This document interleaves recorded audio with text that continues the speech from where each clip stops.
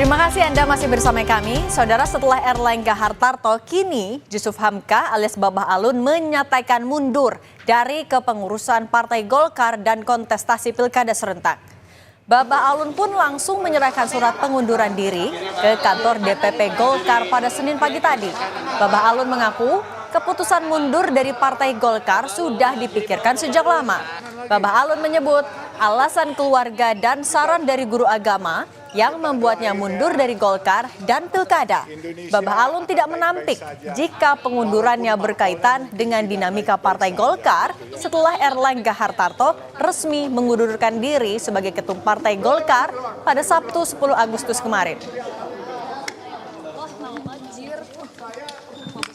Saya tidak akan mengikuti politik lagi. Saran keluarga saya mengundurkan diri dari politik. Dan saran dari teman-teman netizen, dari guru-guru agama saya, semua bilang mundur dari politik, kamu milik rakyat dan kamu tidak boleh berafiliasi kepada salah satu partai politik atau apalagi kamu cuma di DKI atau di Jawa Barat. Kamu milik seluruh Indonesia. Seperti cita-cita kamu mau jadi Bunda Teresa. Jadi karir politik Pak Jusuf Hamka berakhir nih Pak? Saya pikir untuk ikut di partai politik telah berakhir dan saya menjadi warga biasa, rakyat biasa sesuai keinginan rakyat dan guru-guru saya. Kursinya Pak Kapolri aja diambil lah Bapak.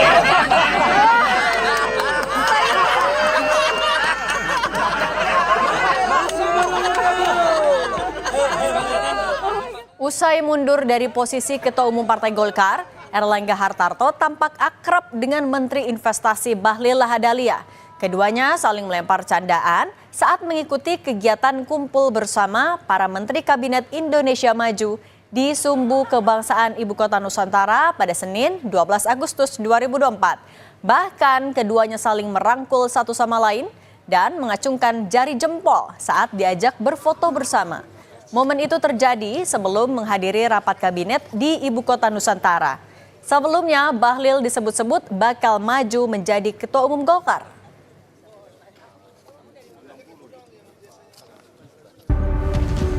Maka dengan ini saya menyatakan pengunduran diri sebagai Ketua Umum DPP Partai Golkar. Pengunduran diri ini terhitung sejak semalam, yaitu Sabtu 10 Agustus 2024.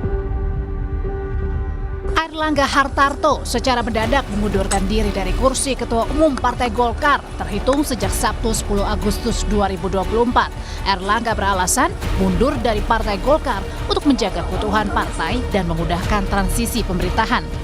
Usai menyatakan mundur, Erlangga menyinggung soal kedewasaan Partai Golkar yang akan menyiapkan mekanisme pengganti Ketua Umum baru sesuai ADART Partai Golkar. Selanjutnya, sebagai partai besar yang matang dan dewasa, DPP Partai Golkar akan segera menyiapkan mekanisme organisasi sesuai dengan ketentuan ADART organisasi yang berlaku.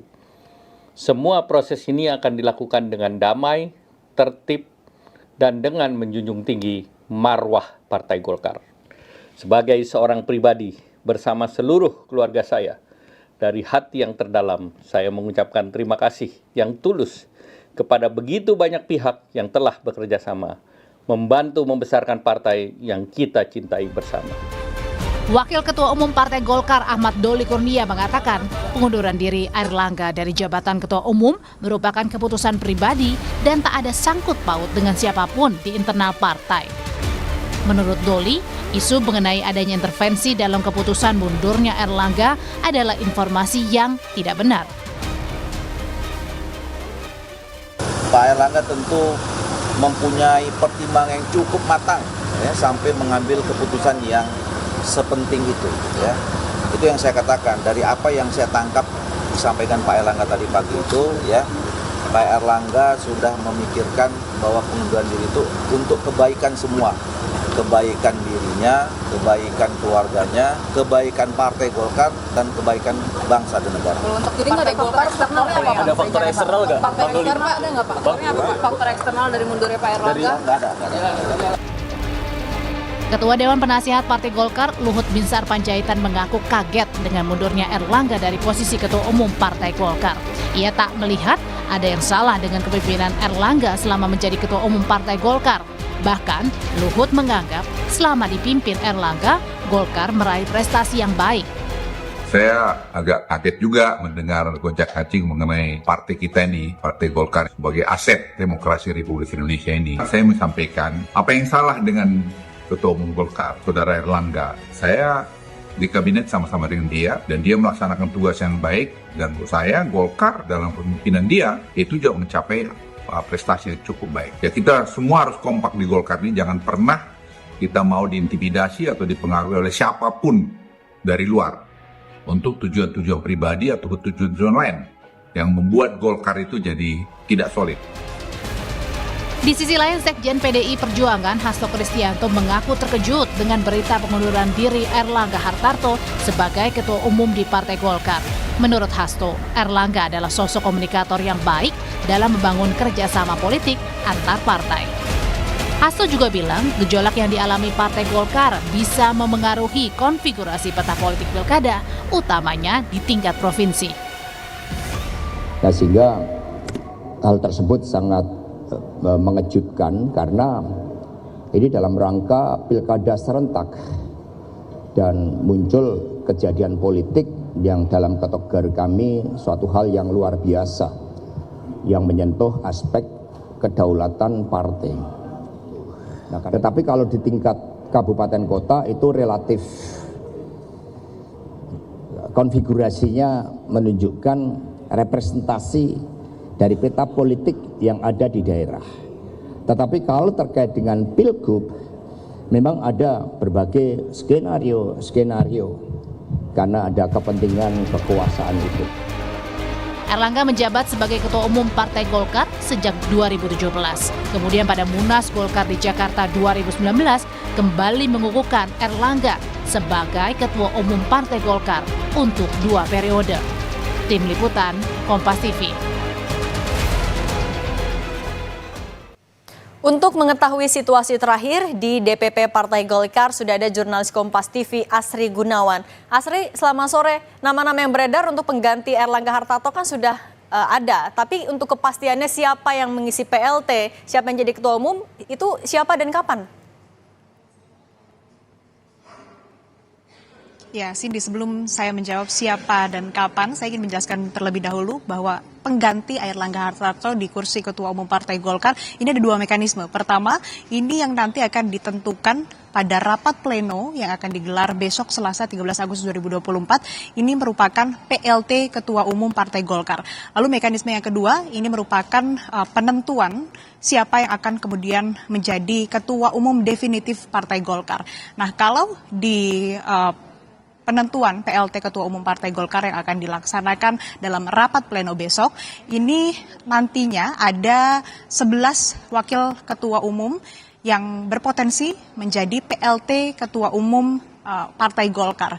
Kalau berdasarkan yang disampaikan dalam konferensi pers kemarin oleh Wakil Ketua Umum Partai Golkar Ahmad Doli Kurnia, tidak ada salah satu ataupun juga wakil ketua umum di bidang khusus begitu yang ditentukan untuk kemudian menggantikan Erlangga Hartarto sebagai PLT Ketua Umum Partai Golkar. Jadi semua atau ke-11-nya ini berpotensi untuk kemudian menjadi PLT Ketua Umum Partai Golkar. Tapi ada memang beberapa persyaratan ataupun juga ada beberapa kriteria yang bisa dan harus dipenuhi untuk kemudian juga bisa menjalankan tugasnya. Salah satunya juga sudah menjadi atau menjadi pengurus Partai Golkar gitu selama 5 tahun, kemudian juga dari banyak prestasi dan juga hal-hal lain ini bebas dari atau berkelakuan baik begitu, ini yang memang nantinya dipertimbangkan juga untuk dipilih kemudian menjadi PLT Ketua Umum Partai Golkar. Memang kalau misalkan dari yang beredar di masyarakat yang saat ini namanya sudah santer terdengar, ini ada Menteri Investasi Bahlil Lahadalia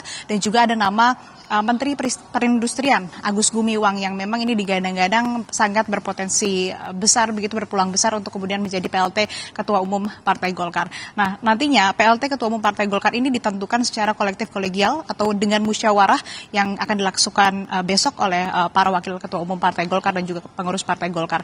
Nah, nantinya setelah ditentukan sudah ada PLT Ketua Umum Partai Golkar yang terpilih, nanti tugasnya ini mengantarkan atau mengemban tugas Ketua Umum Partai Golkar sampai dengan Munas Munas yang rencananya akan digelar pada akhir tahun kalau sesuai jadwal ini di bulan Desember 2024. Dari Munaslah baru akan ditentukan siapa kemudian ketua umum definitif Partai Golkar yang akan dipilih. Kalau kita lihat dari ADART memang tadi sudah saya sebutkan harus sudah 5 tahun, minimal 5 tahun dalam kepengurusan Partai Golkar, kemudian juga ada syarat-syarat lain. Artinya kalau misalkan kita ketahui Cindy dan saudara ada nama-nama lain yang di luar atau eksternal dari Partai Golkar, bukan pengurus Partai Golkar, sebetulnya kalau kita mengacu atau sesuai dengan ADART dan juga peraturan yang ada di Partai Golkar ini tidak bisa dilakukan. Jadi memang nantinya ketua umum yang berpotensi menjabat ataupun juga menggantikan posisi Airlangga Hartarto sebagai ketua umum definitif yang nantinya akan ditentukan dalam Munas di akhir tahun, tentunya harus pengurus Partai Golkar, tidak menutup kemungkinan juga wakil ketua umum Partai Golkar. Nah, untuk sekarang Cindy sampai dengan besok tanggal 13 sampai dengan rapat pleno, dari sejak Airlangga Hartarto menyatakan pengunduran dirinya, tugas ketua umum ini diemban oleh para wakil ketua umum sesuai dengan bidangnya masing-masing. Jadi untuk nama siapa pastinya tentunya ini masih sangat cair, Cindy. Kalau untuk PLT tadi sudah saya sebutkan ada beberapa nama yang memang santer terdengar dan berpotensi kemudian menjadi PLT ketua umum Partai Golkar. Tentunya wakil ketua umum Partai Golkar ada 11 tadi, itu yang berpotensi. Lalu kalau misalkan untuk ketua umum definitif Partai Golkar ini baru akan ditentukan dalam Munas pada Desember 2024. Cindy. Baik, kita tunggu hasil pleno besok untuk menentukan siapa PLT Ketua Umum Partai Golkar. Terima kasih jurnalis Kompas TV Asri Gunawan.